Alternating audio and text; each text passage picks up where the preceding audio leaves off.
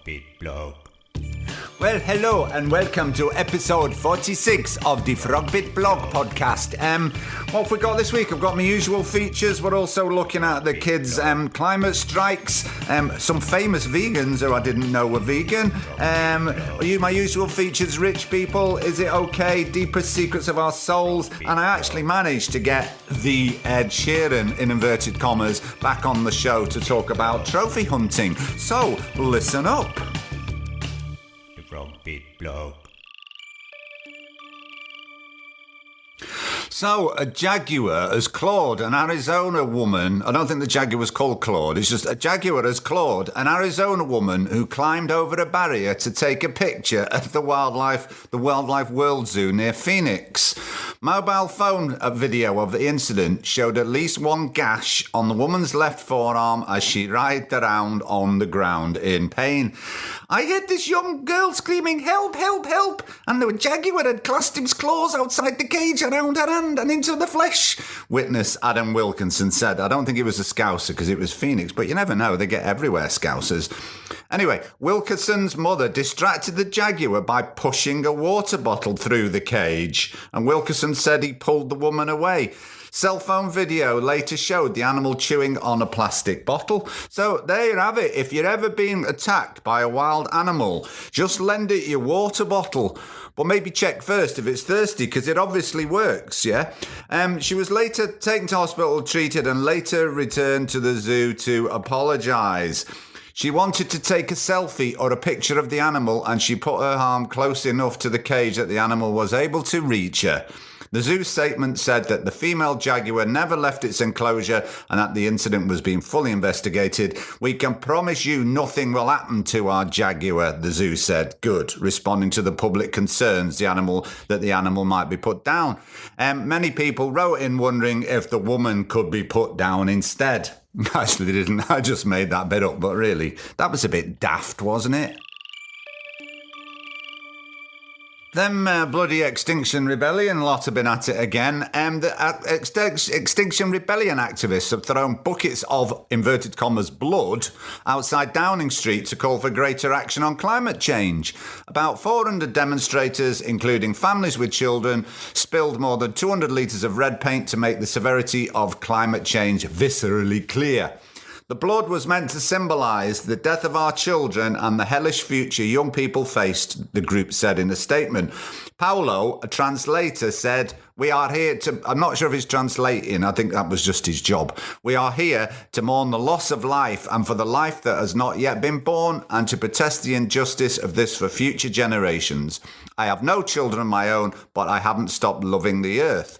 And Hector, we have an interview with Hector, aged 10, has said, "Many animals will go extinct if we do not act now.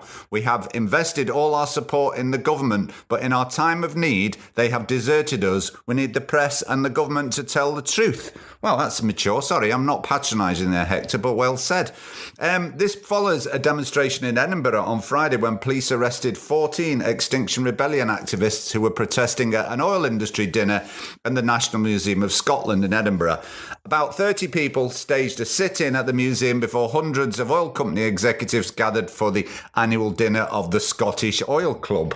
The Scottish Oil Club, that sounds like a bag of laughs, doesn't it?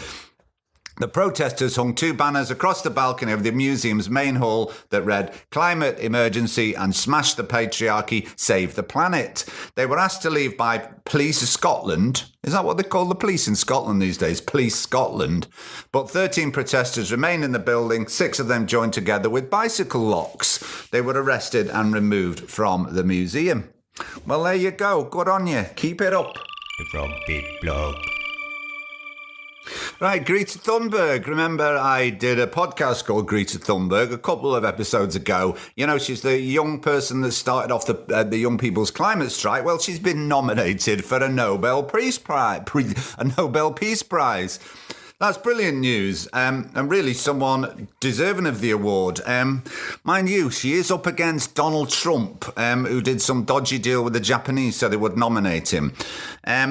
And to be fair, Trump does spend his time spreading the message of love, peace, tolerance, respect for the earth. So Greta might be in with it might be a close one, that. And by the way, did you notice Greta is an anagram of great? Great, eh? And while we're on the subject of climate protesters and young people's climate protesters, if you hadn't noticed, this Friday just gone saw young people striking across the world in protest against government's inaction against climate change. Hence the title of the podcast, Is It Okay to Strike Children? You didn't think I was advocating hitting kids, do you? Really? Well, I do. Actually, the revolutionary upstart little bastards. Anyway, so there's been climate protests all over the world in at least 100 different countries, including places like Nepal, India, Hong Kong, most European countries there, the USA, South Africa, Australia, New Zealand. The list goes on. And what a truly inspirational sight that is, that young people are actually trying to do something about their future. And the downside for me is reading a lot of the comments on newspaper forums like, oh, I bet they all had their phones and other gadgets on them. Another one said, oh, the school near me has a lot less litter outside it now. Well, they'd be better off staying in lessons and learning how to solve the climate change problem. Cynical, miserable adults, twats, basically. You know what I mean? The overwhelming response I did read was positive. And what a great thing for young people to do. Not only making their voices heard, but showing great citizenship involvement. I mean, that's what democracy should be about, shouldn't they? Getting young people engaged and wanting to make positive changes to the world. What could be wrong with that? And only bitter, cynical, old reactionaries could think otherwise. Look, I can't speak for anyone else, but young people out there, you have my utmost support and admiration. And yes, it is okay to strike kids. It is okay to strike, kids, children. Yeah, it's okay. All right. And some good actually has come of that. Following on from this, there's been a letter from the Secretary General of the United Nations, Antonio Guterres, and he goes on to praise the protests and says the following: "This is why I am bringing world leaders together at a climate action summit later this year.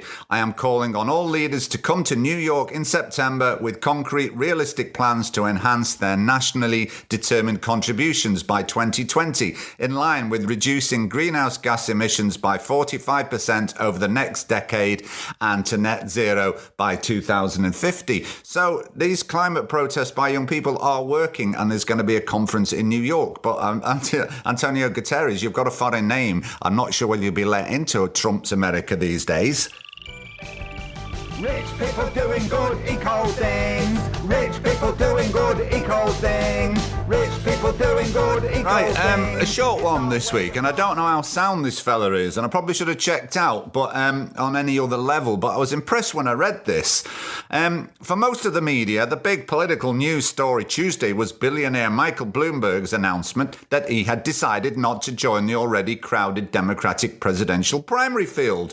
But that wasn't the big story. Bloomberg, who's the 11th richest man in the world and worth $55 billion, also announced that he would devote his efforts and resources to shutting every remaining US coal plant and then move on to replacing oil and gas with clean energy.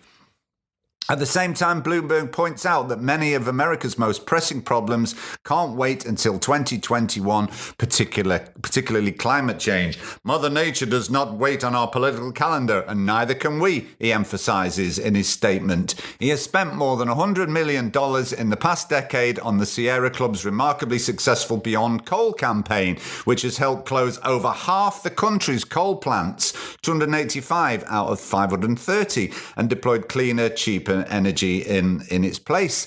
And this is what he says. Firstly, I will expand my support for the Beyond Coal campaign so that we can retire every single coal-fired power plant over the next 11 years.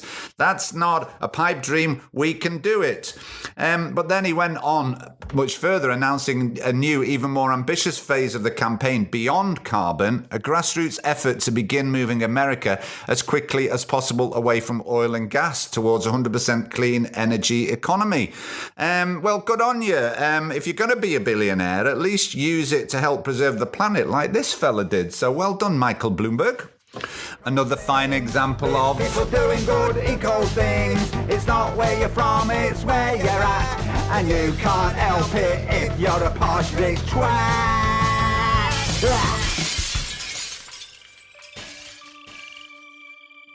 Right, it's been raining a lot around here recently, and I was looking up, I got to thinking about water, because it's quite incredible stuff, and I might actually do something about, water in the future, but it's all recycle, isn't it? All water, it just goes round and round in a cycle, clouds, rain, water vapour. It's a closed system, and it's estimated that water came to Earth from collisions with asteroids. Asteroids hit Earth and had ice on them, and they turned into water, and it's been here ever since. And it's just a closed system going round and round. So, in fact, some of the molecules of the next glass of water you drink may well have been dinosaur piss. Yummy, yummy. And I was walking the dog, like I said, and I was thinking, look, I know there's water shortages across the world, and we use far too much of it in animal agriculture, and especially in the cow killing industry. And I got to wondering, can we not just make water? And I felt a bit thick, and I was thinking, should I know this? Why can't you just make water? As I always remember an April Fool on this kids program called Magpie, where they showed that they'd invented water tablets where you just added water to make more water. And I fell for it because I was only about 7, and a bloke rang in apparently that needed a canal filling up, and he wanted a load of them. Anyway, it was an April Fool. And you think making water, it's just a chemical reaction, is it? Why can't we just make water? Because there must have been a chemical reaction in the first place. So it's not magic, is it? And it's only hydrogen and oxygen, isn't it? It's only 2 hydrogen and 1 oxygen. Can you not just get them together in a mixing bowl with a whisk and, hey presto, fresh water? And like I said, I wasn't sure if I was being really thick or whether I'd missed that chemistry lesson at school. And I thought I'd Google it, why can't we make water? And it turns out that we can, but it's just very, very dangerous. Because water is made of 2 hydrogen atoms attached to an oxygen atom. This seems like pretty basic chemistry, so why don't we just smash them together and solve the water ills? Theoretically, it's possible, but it would be extremely dangerous. Yep, to create water, oxygen and hydrogen atoms must be present. Mixing them together doesn't help. You're still left with just separate hydrogen and oxygen atoms. Blah-de-blah, and it goes on a bit. But anyway, since hydrogen is extremely flammable and oxygen supports combustion, it wouldn't take much to create this force. Pretty much all we need is a spark, not even a flame, and boom. We've got water, but we've also got a fucking big explosion. A deadly explosion, okay? So that's a no-go. Fresh water only makes up 3% of all the water on Earth, and it's estimated that by 2030, demand will outstrip supply. So mad scientists have been coming up with some ideas, and there's obviously desalination of salt water, which they try, but it's expensive and energy intensive, though some new things are being tried, like using graphene and all these remarkable new substances to filter out the salt and other chemicals. And last year, Lockheed Martin patented a membrane made from graphene that could desalinate water at a fraction of the cost of today's systems, because that's the thing, it's really expensive. But even weirder, a company called Planetary Resources is planning to get it from space to go out and mine asteroids for fresh water. Well, there you go. You learn something every day, don't you? From Big Blog. Right, I stumbled across an article with 51 famous vegans, and there's a few people I wasn't expecting there. And there was lots of them that I'd never heard of, because obviously I'm not young and hip. But here goes. Obviously, Sir Paul McCartney and his daughter Stella, they're vegans. All-round cool dude Woody Harrelson, he's a vegan. Actor Forrest Whitaker is a vegan. Now, there's a great name, isn't it? Forrest. What? Yeah, good name, that. Joaquin Phoenix is also a vegan, as, of course, is Moby. You know, Moby, the one who was named after a dick. Pamela Anderson, ex-Baywatch star, she's one. Peter Dinklage, the guy from Game of Thrones, who also was the famous children's author in Elf. Film director James Cameron. And Miley Cyrus is one. I'll have to stop slagging off her awful music now I've found that out. And someone else who I slagged off, I did a sketch about them last year. I can't remember what it was about. But racing driver Lewis Hamilton. and presidential Democratic hopeful Cory Booker, who, if he won the nomination and then the presidency, would be the first vegan president. Wow. That's a long way from Trump, isn't it? Imagine that, a black vegan president. Bloody hell, that'd be some turnaround. And there's also Ariana Grande, Natalie Portman, and finally, British poet and Rastafarian Benjamin Zephaniah has been a vegan since his teens and has even written a short poetry anthology called The Little Book of Vegan Poems. So there you go, some very interesting people. Is it okay to talk about drugs? Is it okay? Gonna do it anyway. Is it okay to talk about drugs? Right, a couple of things in the news this week. If you remember, if you've been listening a while, I did a sketch sometime last year, I think, based on an old English 70s advert about Vicks Sinex nasal spray. I'll see if I can dig it out. Well, anyway, the first ketamine nasal spray is about to be available to the public. But hang on, you can't just go out and buy it. This is what it says. This week, the Food and Drug Administration approved Johnson & Johnson's Spravato, the nasal spray version of ketamine-like sedative for certain cases of depression. And the drug is already being heralded as a game changer for depression and suicide treatment.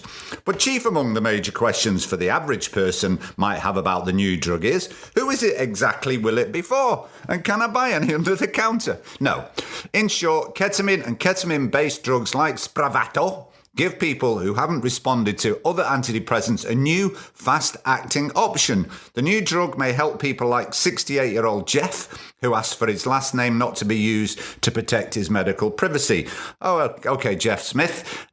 Jeff received the traditional infusion ketamine therapy as part of a study ran in New York in 2017. The next morning after my first infusion, I was entirely free of depression. I had never experienced that ever before. It was like being able to see for the first time. Prior to his ketamine treatment, Jeff said he had taken 20 drugs to manage his depression and other conditions, including alcohol use disorder, sometimes as many as 7 at once. Bloody hell. Now, according to the FDA, the drug will only be available to take at clinics or medical offices certified to distribute it. And on top of that, patients and doctors will have to sign a form acknowledging the risks of the drug, which includes disorientation, high blood pressure, and an out-of-body feeling we call dissociation. While patients will be able to self-administer the nasal spray, they'll be monitored for at least 2 hours before being allowed to leave, and they'll be asked not to drive or operate heavy machinery for at least a day. So that's good. So all those like crane drivers and stuff, we don't want them off their faces on ketamine. What do they? Anyway. And another first, this time in the UK. There's been a new private clinic in Greater Manchester. It's become the UK's first specialist medicinal cannabis centre. Patients at the beaches in Cheadle will pay 200 quid for appointments with doctors and between 600 and 700 quid a month for a prescription. That's a lot, isn't it? Decisions to prescribe cannabis will be taken on a case-by-case basis and will only be considered when staff are satisfied that licensed products cannot treat the condition. The clinical director of the beaches is Professor Mike Barnes, who last year helped secure the first medical cannabis license for epilepsy sufferer Alfie Dingley, who we mentioned on the show. And Barnes goes on to say, patients suffering from chronic pain and other serious neurological or psychiatric conditions have been crying out for this kind of life-changing treatment. The clinic will represent a lifeline to those who have found other treatments ineffective. This also brings the UK into line with other countries when it comes to pain management. The hope is that over time, patients all around the country, and not just in Manchester, will have access to relief that they need. Great stuff, that, but 600 or 700 quid a month for treatment. Wow. I did once read that CBD oil is actually very easy to make from cannabis plants. And why don't they just let sufferers grow their own cannabis plants, make CBD oil from it and self-medicate and save themselves getting on for $1,000 a month? Because that's a lot, isn't it? If you've got a kid that's suffering from epilepsy and you're paying £200 for the meeting and then 600-700 quid for the drug, that's nearly £1,000 a month. Whoa. Anyway. Is it okay to talk about drugs? Is it okay? Gonna do it anyway.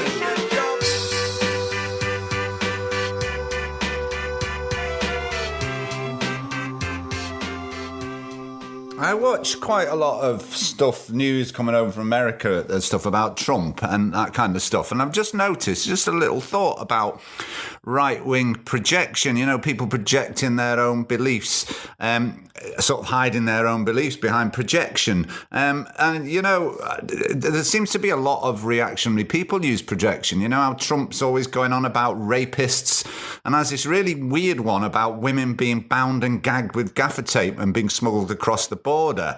There's no evidence that that's happened, but it's this weird fantasy, rape, gaffer tape. He's just projecting his own weird fantasies, isn't it? And it's like all those Republicans shouting, lock her up about Hillary Clinton. And who'd have guessed most of them are criminals that are now being locked up? And remember a few episodes back, I was talking about all these very right-wing homophobes that want to do bad things to gay people. And it turns out they're projecting their own repressed gayness onto the world. And I don't know if it is a reactionary thing. And I tried to look for it when I look at progressives and, listen to some of the things they're saying.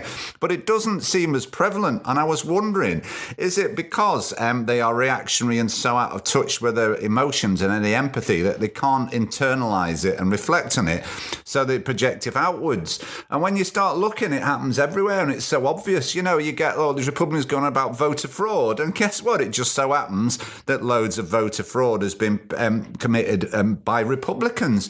It's all very weird, isn't it? And I think just watch out when you see these people projecting all this anger and hatred onto the world, that I think they're covering something up. I think I might be onto something here. All right, Arcade, how you doing, Arcade? Liam Gallagher's been in the news, Arcade, and it's not for swearing and sticking two fingers up to the world for a change. No, he's actually done something good for once in his Mancunian life.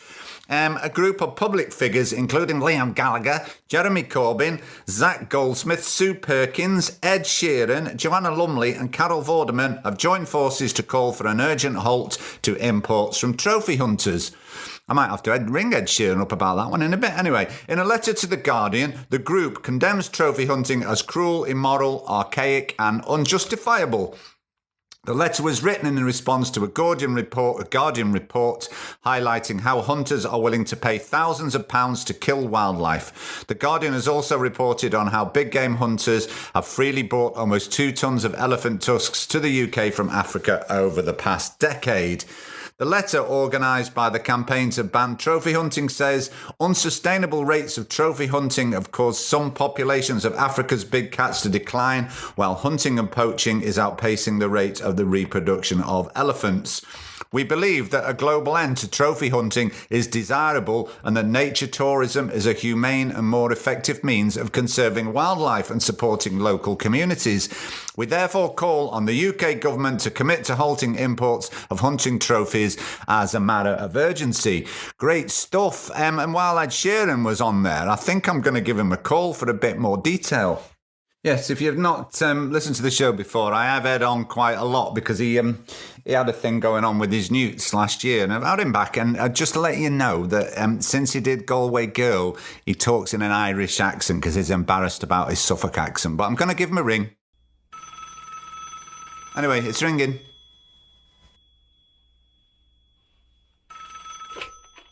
Hey Ed, it's Frogby. How are you doing? Oh, I'm fine. What do you want? Well, I was just about to commend you because you put your name to a campaign to ban trophy hunting. Did I? Oh yes, well, I'm sick of all them fellas like Drake trying to win all them awards. I think it's fixed. I don't think that's what it means, Ed. Don't interrupt me, you sarky fecker. All them other artists trying to win awards, and they wouldn't even put me forward for them BAME awards. Well, for a start, you're not black, Asian or minority ethnic, are you? I'm fucking ginger. You don't get any more oppressed than being ginger and coming from Suffolk. I face all sorts of discrimination. I used to have to give up my seat on the school bus to a non-ginger person. Whoa, don't go there, Ed. Please don't go there, Ed. You're embarrassing yourself and you're live on air. You'll make a fool of yourself. Anyway, you signed a letter saying you wanted trophy hunting banned. You know, trophy hunting, not music award trophy hunting. You're kidding me. What to fix that then? I'll sign anything, me. Well, it's where people go to places like Africa and pay lots of money to kill wild animals like elephants, giraffes, lions, all sorts. You're fecking kidding me. What did they do that for? Is it too many of them? No, lots of them are becoming rare, and the rarer the animal is, the more they want to kill them. You're fecking kidding me. Then what did they do? Well, they do things like they cut off their heads and take them home and stick them on the wall. They put dead heads of dead animals on the walls. Feck me, they have a strange idea of home decor, don't they? Not seen anything like that in IKEA. Well, you wouldn't, would you? Anyway, I'm glad we've cleared that misunderstanding up, Ed. Thanks for coming back on the show. Hey, you're not going to let me sing this time. Your listeners love me feck off Newt's song, didn't they? I wanted to sing a ginger spiritual song about my oppression and slavery in the deep south of Suffolk. Look now, Ed, I think you're just being daft. Sorry, we haven't got time this episode, but next time maybe. But thanks for coming on. No problem. Anytime, you deaf fecker. Bye now. What a strange young man. And I'd just like to say, for those of you who thought I was being gingerist in that sketch, I do have ginger friends. In fact, some of my best friends are ginger. So I think that makes it okay. Okay? From Big Blog. Right, well, Lenz couldn't make it in this episode because he started a new job and he's a bit busy. So I'm using it as an opportunity to introduce a new section. Because the way I see it, when I first started the show, I was a lot more sarcastic and mean-spirited and a bit of a smart arse. And nobody likes a smart arse, do they? And I spent my time constantly slagging people off. But, you know, I've changed. I like to think I've grown up as the show's grown. I like to think I've matured. And I've tried to see others' point of view and accept that people are entitled to a different opinion that may be just as valid as mine. And I accept that. I mean, as long as they accept that mine's the right opinion, I accept them having a different opinion.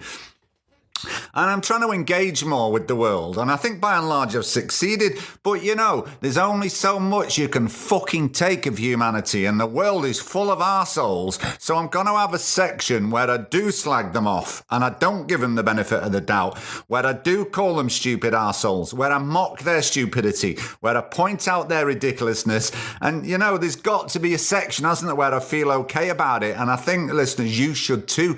So let's just go for it, eh? Let's not feel guilty for laughing and poking fun at them, because we need this release valve, don't we? You know, we need this release of pressure, and then we can all just go back to be nice people again, okay? And I'm going to put it all into one ranty segment. Ranty segment I quite like. It sounds like some 70s male porn star name, doesn't it? Anyway, hi, I'm Ranty Segment. Anyway, I'm going to call the section Tell It Like It Is, open brackets, and laugh at the twats, close brackets. And I've written a jingle for it, and here's the jingle. I'm gonna tell you this. Unlaugh at the twat. Tell it like it is. Unlaugh at the twat. Tell it like it is. So here's some twattish behaviour I've read about or come across this week. Now, we have a free gym at work, so I was in there at some point. No one else was in there, and the music, they have music on the TV, and it was playing Kiss FM. And it was some woman DJ playing awful music, and this is what she said. Hi, here we are on Kiss FM. It's 10 a.m. So what happened to that lovely summer weather we were having? I got all my summer clothes out and then it went cold, so I had to put them back away again.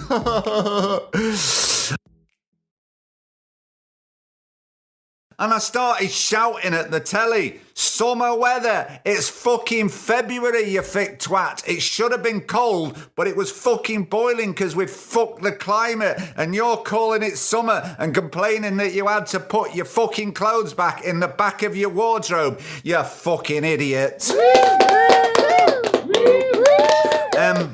Another one. There was read an article about the climate protests, and someone described them as dangerous extremists. Yeah, you heard it. Those trying to get the governments to do something about the impending climate change doomsday scenario are extreme. Yeah, we are regarded as extremists. What a mad world when we've created a system that's literally destroying the planet, and a place where it's normalized, and anyone objecting to that normalization is regarded as an extremist. Yeah, and one said, well, if there's not a climate disaster, then those climate protesters are going to look really foolish. Yeah. What it's all about, spot on. We shouldn't do anything about the climate in case we're wrong and we end up looking really foolish. You fucking idiot. I don't imagine there's one climate protester in the world that wouldn't be happy to made look foolish if it meant in 50 years of climate science is completely wrong and it's all gonna be fine. In fact, quote me on this, but if say in 10 years time there's a big announcement on telly say, sorry Will, we were wrong about climate change. There isn't a climate change issue. Get back on with your life. Well, on that very fucking day, I will go on the worldwide telly so everyone can laugh at me for hours on end. If you want, laugh at me, because I'll be laughing with joy. Or do you think all of us believe that climate change is happening? We shouldn't mention it in case we were wrong and we'll get embarrassed. Deary fucking me. And lastly, there's some Republican senator, when talking about the Green New Deal that they're talking about in America, has claimed that the Green New Deal is tantamount to genocide. Republican Rob Bishop said during Thursday's press conference, when he was asked to explain it, he said, I'm a Westerner. And according to United Nations Convention, genocide is defined as acts of committed with intent to destroy in whole part a nation, ethnic or radical or religious group. Firstly, you twat, your ethnicity isn't under threat. You might have to adapt your lifestyle, but if you don't, climate change is going to adapt it for you anyway, isn't it? And secondly, why not just say, fuck the children, which you probably do already. No, fuck my children and grandkids. I'm selfish and proud. I'm not giving up my lifestyle in any way, shape or form for them, the twats. I'm selfish, twat and proud. Say it out loud. I'm a selfish twat and proud. Whew, I feel better for that. Let's laugh at the twats and move on to something calmer, eh? I'm going to tell you this. Tell it like it is. I'm going to tell you this. And laugh at the twats. Anyway. I'm going to tell you this. And laugh at the twats. Tell it like it is. And laugh at the twats. Tell it like it is. Will somebody please think of the flowers? You know that they have feelings just like ours. Has Oh, won't somebody please think of the flowers indeed? Remember last episode, I was talking about Monica Galliano and her work on plant intelligence and plant consciousness. And I came across this fella this week, this episode, Jeremy Narby, who wrote a really good book called Intelligence in Nature that I read a while back and I'd forgotten about him. But anyway, the one he's written a couple of books, and the one he was more famous for is called The Cosmic Serpent, which is meant to be quite revolutionary. So I've just bought it and I'm going to read it and I'll let you know how it goes. Anyway, it turns out this Jeremy Narby is a good bloke, and he spent 2 years living with Amazonian tribes in Peru, and he does some very good talks on YouTube that I'll point in the direction of. And he lives with these Amazonian tribes, and he said they treat they treat all plants as living sentient beings that we humans can communicate with. And they believe everything has a soul, and plants have intelligence, and they can think and make plans and have knowledge. And in their belief system, humans can have friendships with other species, and humanity is a condition that applies to all animals of the world. It's very interesting because it's sort of carrying on from last week. And what Monica Galliano said was that she said when she'd gone through one of these plant ceremonies, they talked to Monica. Maybe it is only through plant ceremonies that it enables us to do it. But it's quite interesting that two scientists have come along and said that they've been able to feel it's communicate with plants. You know, maybe that's the format that we can communicate with plants at. And anyway, Jeremy Narby turns out has been banging on about plant intelligence for a couple of decades. And he also, in his talks, he talks about human exceptionalism, which is something that I've talked about. And he spent a good deal of his working life trying to save chunks of the rainforest so that these indigenous people can survive. And he's saved so many thousand acres and stuff and set up trusts and what have you. So he's an impressive fella, to be sure. Anyway, so that's Jeremy Narby. I'm going to put some of the links to his talks on YouTube, but check him out. A very, very interesting bloke. My mind unravels like a toilet roll in the deepest secrets of our souls. And won't somebody please think of the flowers? They're talking to me saying, we are your friends. So that's all for this week. Thank you very much for listening. I meant to, about a year ago, I started putting the things on YouTube so they're easily accessible. And you know what? I just forgot and couldn't be arsed because it's a bit fiddly. But I'm going to start doing it again very soon. So they're all going to be available on YouTube. So anyway, whatever you're doing, love life, smile, and have a great time. And I'll see you soon then. Bye. Blog.